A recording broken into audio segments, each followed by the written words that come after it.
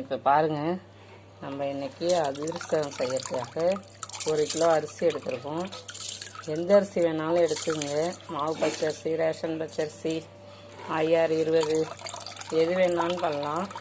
இப்போ வந்து நம்ம இந்த அரிசியை நல்லா களைஞ்சி நல்லா வெள்ளையாக ஒரு 5-6 தடவை வாஷ் பண்ணிவிட்டு நல்லா பாருங்க தண்ணி தெளிவாக வந்த பிறகு நம்ம வந்து ஒரு 4-5 மணி நேரம் ஊற வச்சுக்கலாம். ஊற வச்சு நல்லா அரிசி ஊறின பிறகு தான் நம்ம மாவு இடிச்சோன்னு வச்சிங்களேன், அதிரசம் பிரியாமல் இருக்கும். இப்போ வந்து இது 1 கிலோவுக்கு அளவுக்கு ஊற வச்சுருக்கேன். இப்போ நீங்கள் என்ன பண்ணுறீங்க, இதே மாதிரி ஊற வச்சுருங்க.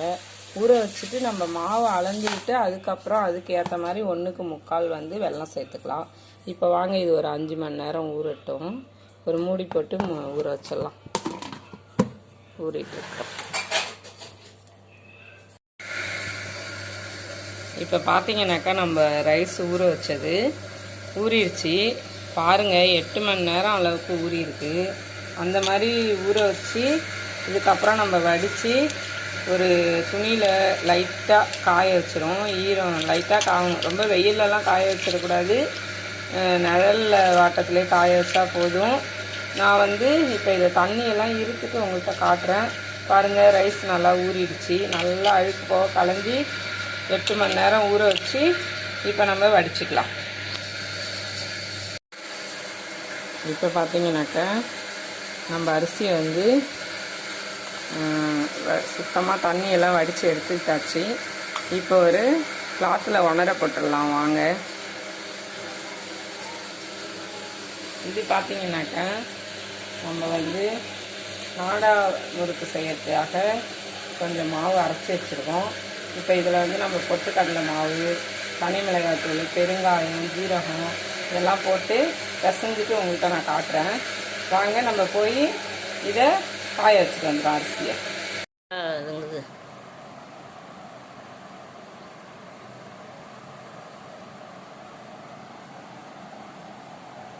பாருங்கள், இந்த கிளாத்தில் காய வச்சுட்டேன்.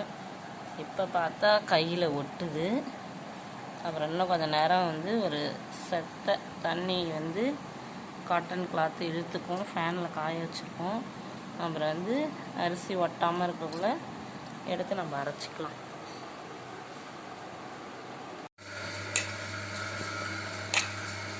இதில் சொன்னேன் இல்லைங்களா, காராசு புழிலான்ட்டு இட்லி மாவு பார்த்து மாவு அரைச்சி வச்சுருக்கோன்னு.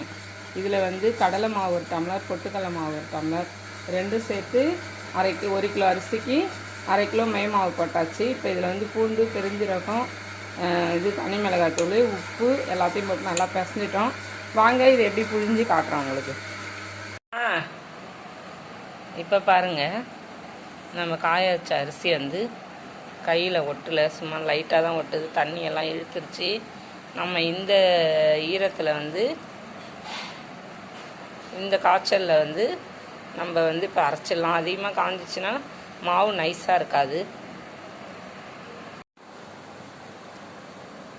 இப்போ வந்து அள்ளியாச்சு. ஈரம் எதுவும் கையில் ஒட்டலை. வாங்க நம்ம போய் மிக்ஸி ஜாரில் போட்டு அரைக்கலாம். இதை மாவை அரைச்சிட்டு அப்புறம் போல் பார்க்கலாம்.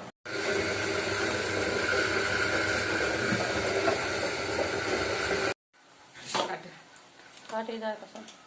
இப்போ பாருங்க, மிக்சியில் எல்லா மாவையும் அரைச்சி எடுத்து வச்சுருக்கோம். இப்போ வந்து இது ஈரம் காயறதுக்குள்ளே சலிச்சிடலாம். டீட்டெயில் வீடியோக்கு சரி. பாப்பா அப்பா அம்மா பாருமா, திருப்பி போடு. என்ன பார்த்துட்ருக்க? என்ன போ இங்கே மாட்டேங்குது. இங்கே வீடியோ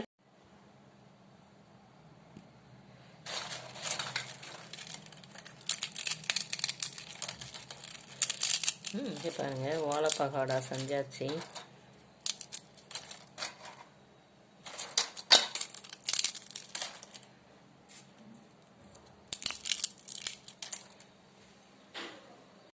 இங்கே பாருங்கள், மாவெல்லாம் ஜலிச்சு எடுத்து வச்சாச்சு. இது மாதிரி காயாமல் அமுக்கி வச்சுட்டு இப்போ நம்ம வந்து 1 கிலோ ரைஸுக்கு 1/2 கிலோவுக்கு மேலே 3/4 கிலோன்னு வச்சிங்களேன். 3/4 கிலோ வந்து வெல்லம் எடுத்து இது உடச்சி உங்கள்கிட்ட தூள் வெல்லம் இருந்தால் எடுத்துங்க.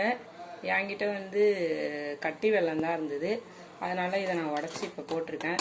இது கரைஞ்சதும் வெல்லம் கரைஞ்சதும் மண் கல் ஏதாவது தூசு இருந்தால் நம்ம வடிகட்டிக்கும். வடிகட்டிட்டு அதுக்கப்புறம் பாகு காயிட்டும் நம்ம ஏலக்காய் கொஞ்சம் தட்டி வச்சுக்கலாம். இப்போ வந்து ஒரு வடிகட்டியாச்சு. இது வந்து சில்வர் வடிகட்டி இருந்தால் நல்லாயிருக்கும். இது வந்து கொஞ்சோண்டு வெல்லம் கரையாமலே இருந்து போச்சு. இதில் பாருங்கள் மண் தூசு எல்லாமே இருக்குது. கொஞ்சம் வெல்லம் தானே, நம்ம எடுத்து இதை யூஸ் பண்ண வேணாம். இப்போ பாருங்கள், இந்த வடிகட்டின வெள்ளைப்பாவை வந்து திருப்பி குண்டானில் ஊற்றி நம்ம காய்ச்சலாம்.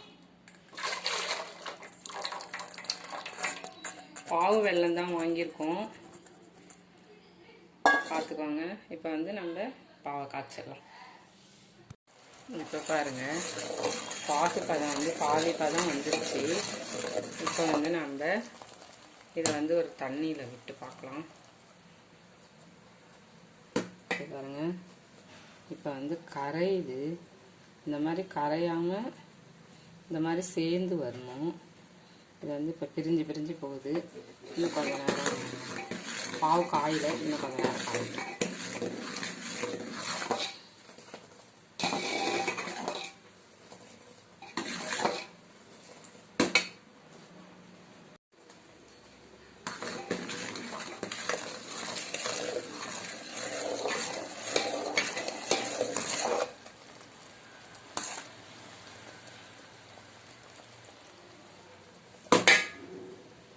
பாருங்க, பால் காஞ்சிச்சு. ஆனால் கையில் எடுக்கிறதுக்கு இன்னும் வரல. இப்படி திரட்டினோம்னா உருண்டையாக வரணும் உருண்டுறதுக்கு. பாருங்க, ரிப்பன் பகோடா பிழிஞ்சாச்சு, பிழிஞ்சு எடுத்து வச்சாச்சு. எப்படி மொறுன்னு இருக்கு பாருங்க. இதே மாதிரி நான் சொன்ன அளவுகளோட நீங்களும் செஞ்சு பாருங்கள், நல்லாயிருக்கும். இப்போ அதிரசம் மாவு செஞ்சாச்சு. இது வந்து 2 நாள் ஊறணும். பாருங்கள், இதே பதத்தில் செஞ்சுக்கோங்க. 2 நாள் ஊறின பிறகு நம்ம வந்து சுட்டு எடுத்துக்கலாம். இங்கே என்ன கருப்பாக தெரியுதுன்னு பார்க்குறீங்களா? ஏலக்காய் பொடி.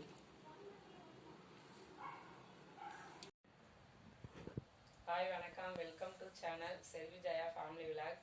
என்ன பார்க்குறீங்க? தீபாவளி வந்துருச்சுல்ல. நான் ரொம்ப நாளாக வீடியோ போடல, இப்போ தான் ஒரு லாங் வீடியோ போடலான்னு இருக்கேன். இந்த வீடியோ நிறைய பேர் பாருங்கள்.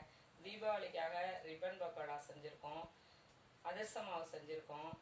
அது வந்து அதிரசம் சுடுறப்ப எடுத்து போடுறோம். மாவை இப்போ பாருங்கள், ரிப்பன் பக்கோடா எவ்வளோ மொறுன்னு நல்லாயிருக்கு.